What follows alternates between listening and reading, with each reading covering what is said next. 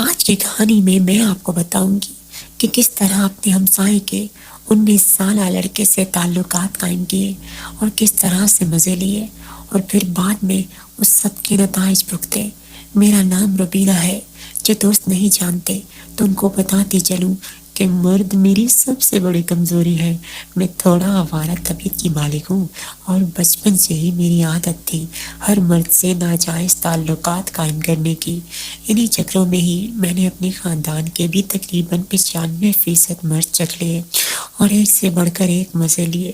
یوں خاندان سے فارغ ہو کر مجھے باہر منہ مارنے کا شوق چڑھا، کیونکہ دوستوں میں دال کھا کھا کر تھک گئی تھی اور گوشت کو منہ مارنا چاہتی تھی۔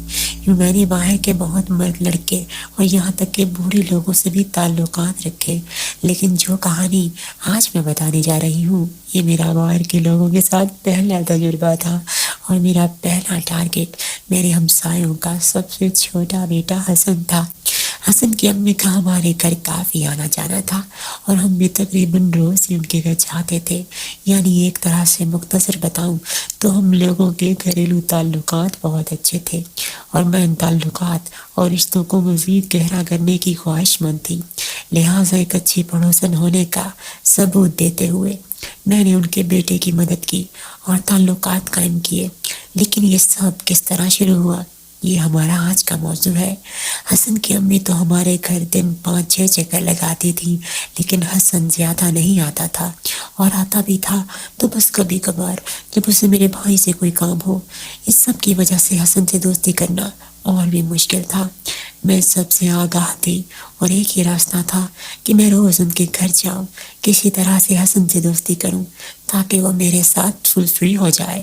یہ کام بہت ہی زیادہ مشکل تھا، لیکن میں نے ٹھان لی کہ باہر کے مردوں سے تعلقات بنانے کی، اور یہ میرا پہلا کیس تھا تو میں کسی بھی صورت پیچھے نہیں ہٹنا چاہتی تھی اور نہ ہی ناکام ہونا چاہتی تھی۔ میرا بس ایک واحد مقصد تھا، ہر صورت کامیابی۔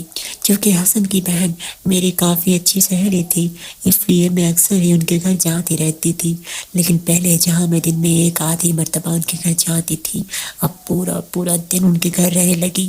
اور ایک دن میں نے حسن کی بہن سعدیہ سے سب کچھ سچ سچ کہہ دیا کہ میرا دل تمہارے چھوٹے بھائی پر آ گیا ہے اور میں مجبور ہوں، جس پر سعدیہ نے مجھے حوصلہ دیتے ہوئے کہا کہ وہ بھی میری ہر طرح سے اور جتنا ہو سکے مدد کرے گی۔ بس دوستوں پھر ہم دونوں سہیلیاں ہی کام پر لگ گئیں۔ سب سے پہلے جو کام تھا وہ حسن سے دوستی بنانا تھی۔ اس کے لیے ہم نے لوڈو کھیلنا شروع کر دی اور سعدیہ حسن کو منا لائی کہ وہ ہمارے ساتھ لوڈو کھیلے، لیکن مسئلہ یہ تھا کہ ہم لوگ صرف 3 لوگ تھے اور لوڈو کے لیے 4 بندوں کی ضرورت ہوتی ہے اور ہم کوئی اور بندہ شامل نہیں کر سکتے تھے۔ تو فیصلہ یہ ہوا کہ ہم لوگ سانپ سیڑھی والی گیم لگائیں گے اور شرط کچھ چاکلیٹس رکھی گئی، جو ہارے گا وہ کھلائے گا۔ اور میں رائٹ سائڈ پر بیٹھی تھی اور سعدیہ لیفٹ سائڈ پر اور حسن درمیان میں۔ کھیل کے دوران میری کوشش ہوتی تھی حسن کے ساتھ چپک کر بیٹھنے کی۔ یوں دن گزرتے گئے اور میری حسن سے دوستی ہوتی گئی اور سعدیہ سے میں نے کہا کہ اب تم صرف ہم دونوں کو کھیلنے دیا کرو۔ سعدیہ میرا اشارہ سمجھ گئی اور کہا کہ تم لوگ کھیلو، میں کچن کا کام دیکھ کر آئی، اور وہ چلی گئی اور ہم کھیلنے لگے۔ کھیل کے دوران میں نے حسن کا ہاتھ پکڑ لیا، جس پر وہ گھبرا سا گیا اور کہا یہ کیا؟ میں نے ہنستے ہوئے کہا کچھ نہیں، بس مجھے تم سے پیار ہو گیا ہے، جس پر حسن خاموش رہا۔ پھر میں نے پوچھا کیا تم بھی مجھ سے پیار کرتے ہو؟ جس پر حسن نے ہاں میں سر ہلا دیا۔ میں اس کو گلے لگاتے ہوئے کان میں کہا تو پھر اتنا شرما کیوں رہے ہو؟ جس پر حسن ہنس دیا۔ پھر ہم نے وہاں تھوڑا سا مزہ کیا، لیکن وہاں زیادہ کچھ نہیں ہو سکتا تھا۔ میں نے حسن کو کہا کہ حسن کیا تم اکیلے ایک رات میرے ساتھ گزارنا چاہو گے؟ اس پر حسن نے جواب دیا کہ ہاں کیوں نہیں۔ میں نے کہا ٹھیک ہے، اور پھر میں سوچنے لگی کہ کس طرح سے گھر میں ہی ملاقات کی جائے۔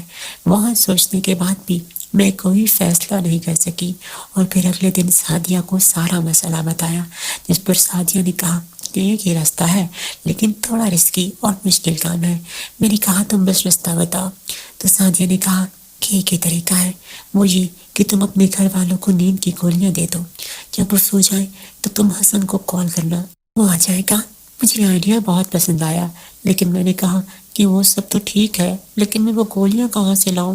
جس پر سعدیہ نے کہا وہ اپنے بوائے فرینڈ سے منگوا دے گی۔ تو میں نے پوچھا کہ کیا تم بھی اپنے گھر والوں کو نیند کی گولیاں دیتی ہو اور مزے لیتی ہو؟ جس پر سعدیہ نے جواب دیا ہاں کیا کروں، مجبوری ہے۔ جس پر ہم دونوں ہنس پڑی۔ اب مجھ سے انتظار نہیں ہو رہا تھا۔ ہر ایک ہفتے بعد مجھے سعدیہ کا میسیج آیا کہ آ جاؤ تمہارا سامان آ گیا ہے، لے جاؤ۔ جس پر میری خوشی کی کوئی انتہا نہیں رہی۔ میں جلدی سے سعدیہ کے گھر گئی اور گولیاں لے آئی اور فون کر کے حسن کو سب سمجھا دیا۔ حسن نے کہا ٹھیک ہے میں تیار ہوں۔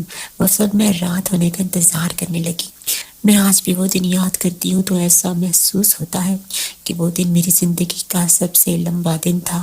وہ وقت تو ایسا لگتا تھا کہ تھم چکا ہے، گھڑی کی سوئیاں ایسا لگتا تھا کہ ایک ہی جگہ پر رک گئی ہیں اور انتظار مجھ سے ہو نہیں رہا تھا۔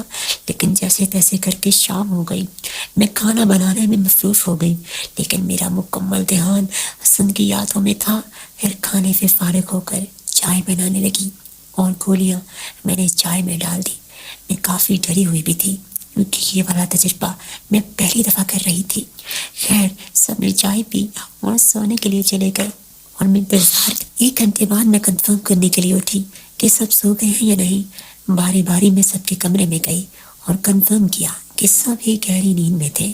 میں نے حسن کو میسج کیا کہ آ جاؤ میں دروازے پر تمہارا انتظار کر رہی ہوں۔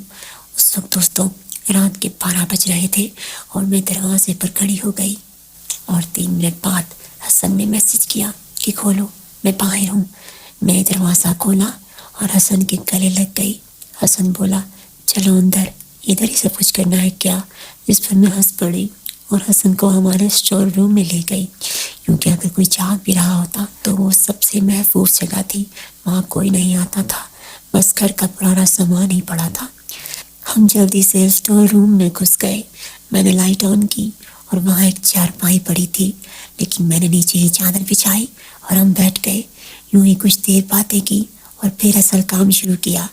حسن نے اس رات 5 راؤنڈ لگائے اور پھر رات 4:30 بجے وہ گھر چلا گیا۔ میں تو اتنا تھک گئی تھی کہ چلا بھی نہیں جا رہا تھا اور دل کر رہا تھا کہ بس ادھر ہی سو جاؤں۔ خیر بڑی مشکل سے میں اپنے کمرے میں جا کر سو گئی۔ اس کے بعد ہم نے ایک کام کرنے کی عادت بنا لی۔ میں نے بعد میں حسن کے کافی دوستوں کے ساتھ بھی دوستیاں کی اور سب کو انجوائے کروایا۔ ان کی کہانی میں آپ کو پھر کبھی سناؤں گی۔ آج بس اتنا ہی۔ تو امید کرتی ہوں کہ آپ کو میری یہ سبق آموز کہانی بہت پسند آئی ہوگی اور آپ کو کچھ سیکھنے کا موقع ملا ہوگا۔ ملتے ہیں بہت جلد کسی نئی کہانی کے ساتھ، تب تک مجھے دیجیے اجازت۔ اپنا خیال رکھیے گا۔ Bye bye.